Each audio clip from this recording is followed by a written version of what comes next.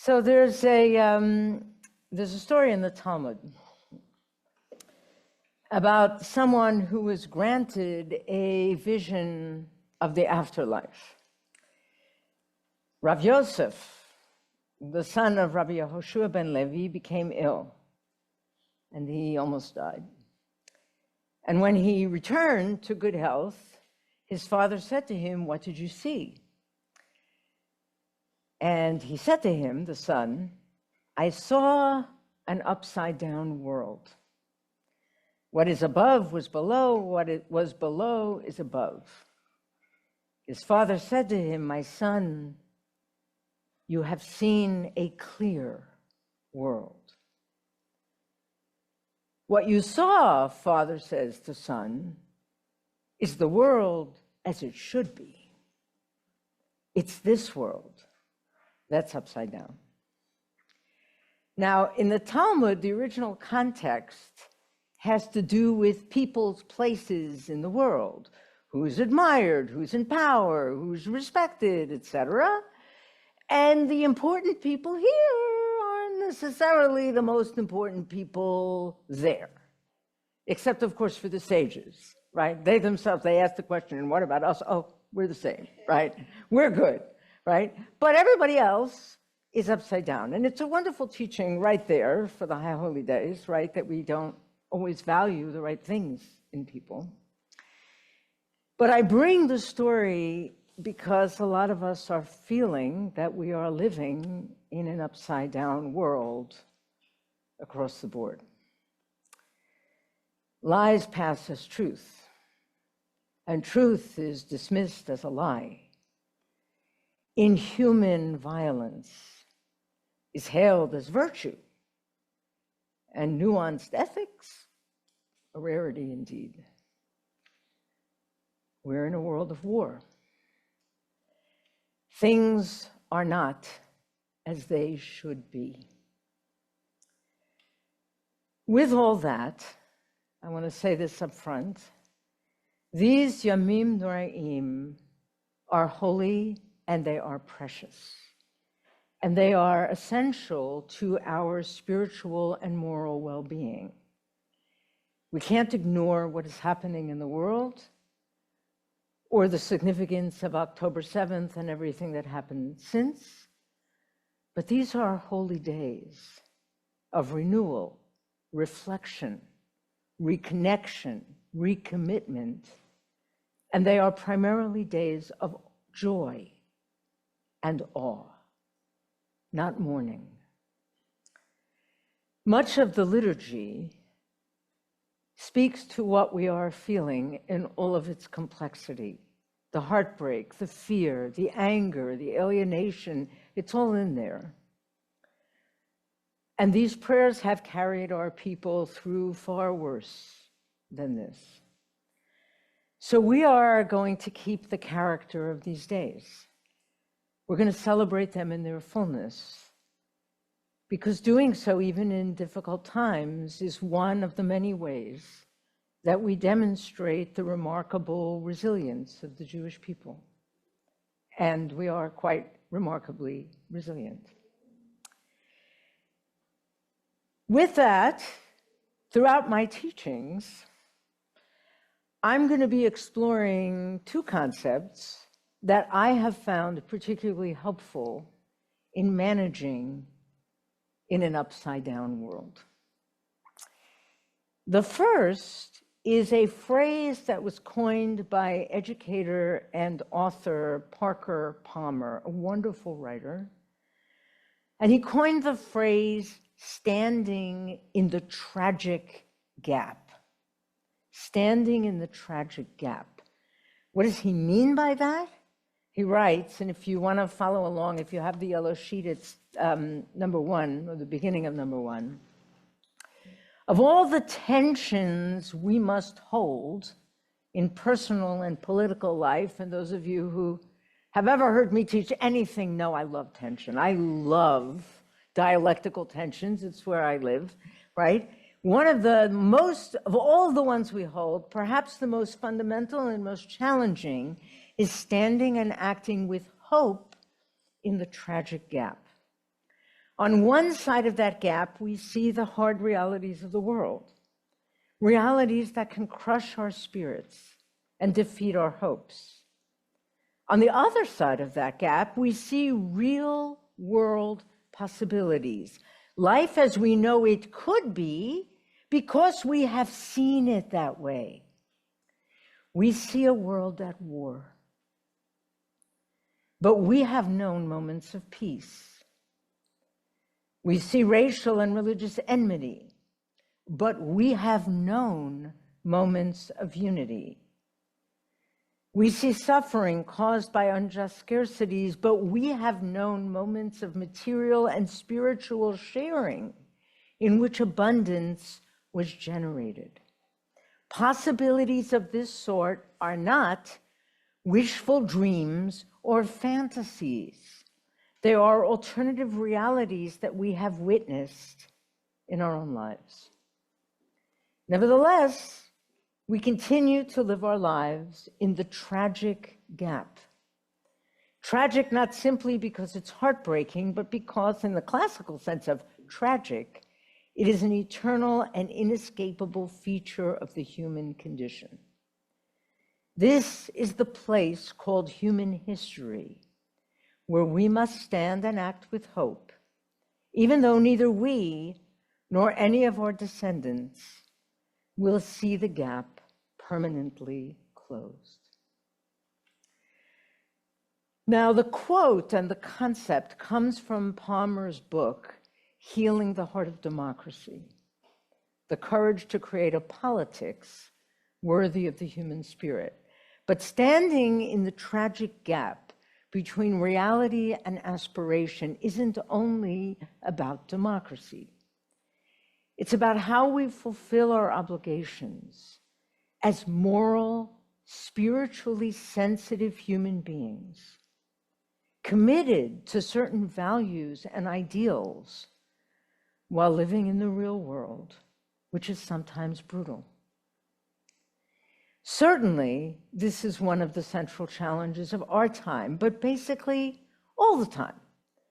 And it's a challenge that applies in every aspect of our lives, national, communal, our relationships, our families, our relationships with ourselves, and also in the theological, spiritual realm. Parker himself is not Jewish, but his language and approach are deeply consonant with Jewish tradition. Judaism contains lots of different references to a gap between this world as it is and an aspirational or sort of heavenly or divine version of it. Here are a few examples, right? The most obvious one is Olam Hazeh and Olam Haba. We have this world, and we have the world, I won't say the world to come, it's the world that is coming, Haba, the world that is kind of another realm parallel to this one. Then there's the Torah that we have, our Torah, and what we call the Torah Elyon, God's version of the Torah, of which ours is an approximation, not quite the same. We'll begin our Kol Nidre service by asking permission of the Yeshiva Shalmala and the Yeshiva Shalmata, right? The court on high and the court below, in parallel to each other. And here's one, which we're going to talk about at length on Friday. The Talmud speaks of two Jerusalems, Yerushalayim Shalmala, the Jerusalem above, and Yerushalayim Shalmata, the earthly one below. Halakha 2 lives in the gap between the ideal and the practical. There's what the law is, what we call lechatchila, in advance, ideally, and then there's what's permissible after the fact, b'diavad, given the real world conditions and our own reality and what we were able to do. Right? After the fact, it's not ideal, it's permissible. Okay? Basically, Judaism lives in this tragic gap. And I think it's one of our great strengths. Now, as Palmer says, the gap isn't tragic because it's a disaster or even necessarily bad. On the contrary, it can be quite generative. It's tragic because it's inevitable, a feature of the human condition that will always be. And I left out probably the most salient example of this in Jewish tradition, and that's the human being. Right? We know we are created of the dust of the earth and in the image of God.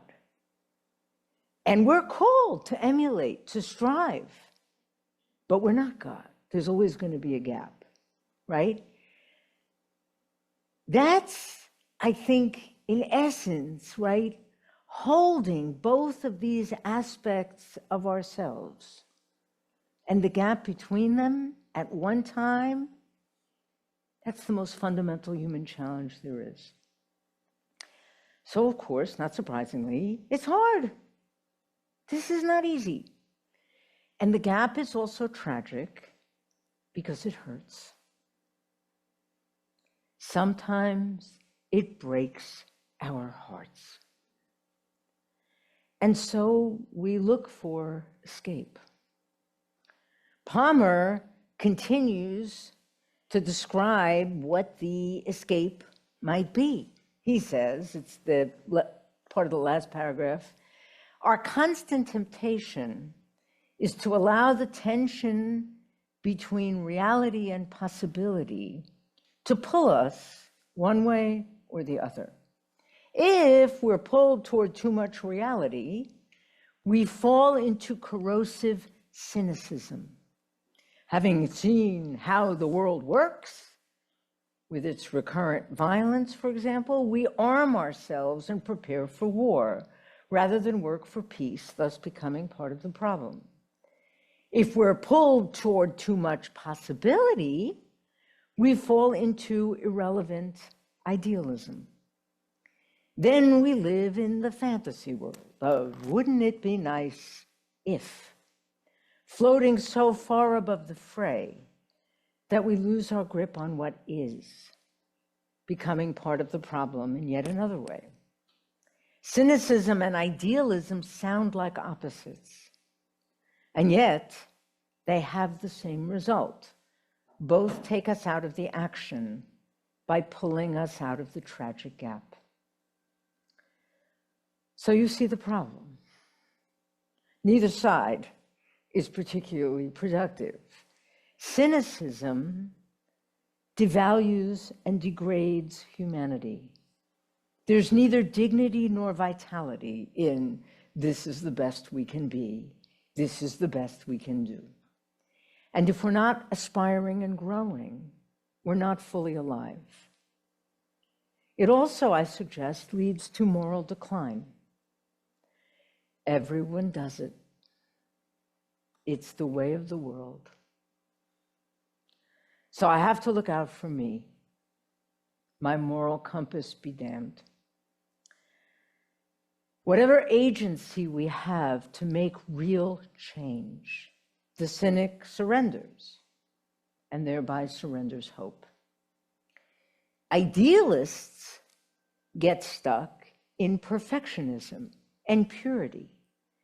No one and nothing can measure up to the ideal. And so we end up with the worst of cancel culture, tearing down a lot of good people doing good things because they're not perfect people doing perfect things. Idealism also leads to moral decline, often in the guise of sort of foolish moral commitments and moral consistency. If there isn't a candidate who's 100% perfectly aligned with all of the specifics of everything that I believe, I'm not voting. Right? That's not a moral stance. That's escapism. That's refusing to grapple with how to apply abstract moral values to real-world problems in a way that can be acted upon. And so the idealist also surrenders agency and vitality. And I want to add a third escape hatch, as it were, to Palmer's two. We can escape the tragic gap by pretending it doesn't exist, right? America is already, or once was, great and perfect. Israel can do no wrong. And me, I'm just fine and dandy exactly as I am. I'm not the one who needs to change, right? Also not a good strategy. Living a falsehood rarely is. Now, before I go further, and as we explore this concept throughout these days, there are some important caveats that I want to bring up. 3 things standing in the gap is not. One is, it is not unrelenting sadness. No one can attend to all the pain in the world, and no one can feel heartbroken all the time, nor should we. Second, standing in the tragic gap is not churning or becoming addicted to all the scary news, right? It helps no one to obsessively consume social media posts and so-called news that is designed to keep us frightened and angry. That's not what we're talking about. And finally, standing in the tragic gap is not comparing what is to completely unrealistic expectations or unhelpful inner narratives or inhuman standards of how we or others should behave. That is a recipe for chronic disappointment, frustration, and anger. Here's an example of the difference, right? Holding the expectation that I should remain untouched by the ravages of time, ad me'a ve'esrim, until 120 years old, and being angry and petulant when my body has other ideas, is not standing in the tragic gap. That's a gap for sure, but it's not a useful one to stand in. A sense of humor is a much better strategy. Personally, I'm working on that. But I might recognize the indignities of aging and stand in the tragic gap between how a society ought to treat its elders and provide for them, and the lonely, painful reality that is too often the case. That's a gap I can act on. I can advocate. I can make a phone call or pay a visit. I can empathize with others feeling the same indignities I am. This is why learning to stand in the tragic gap is so essential. It is hard work, but it's where we have agency, and therefore the only place of real hope. So throughout these days, we're going to explore the various ways the tragic gap manifests in our lives. I'll give you the map.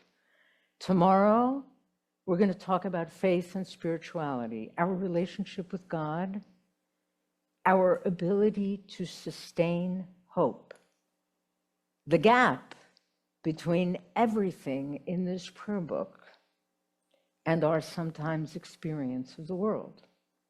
Friday, we're going to focus on the national, those 2 Jerusalems, Yerushalayim Shel Mala, Yerushalayim Shel Mata. And on Yom Kippur, we'll turn to the personal, our relationships with other people and with who we ourselves are. What does this gap look like in each of those contexts? What does it take to stand there? And how doing so can change us and our world for the better. I will give away the secret up front. In pretty much every case, the core question is, What do we do with our suffering? And it's not just a question of how we bear it, right? We're hurting. We need comfort and solace and support. We do. But it is a question with profound moral implications. What do we do with our suffering, with the heartbreak we feel when the world is upside down, when we're confronting realities in the world out there or in our individual lives which are crushing? It's a moral question, because how we answer it drives so much of our impact on others and the world, for good or for ill. Very few things in life are certain. There's the proverbial death and taxes. Beyond that, if we risk loving, caring, aspiring, living fully, if we give our hearts to anything, a person, a country, a value, it is certain that our hearts will get broken. How we handle heartbreak can help determine whether that heartbreak is destructive or productive, whether it makes us small, divides us, leads us to harm others, or whether it and we become expansive, creative, generative, life-inducing. So that's the second related concept we're going to be exploring, which we'll wait till tomorrow. It's the deep wisdom of Rabbi Menachem Mendel of Kotz, the Kotzker Rebbe. And his teaching, which Palmer's book has helped me understand in a completely new way. Ein shalem kelev shavur. Nothing is as whole as a broken heart.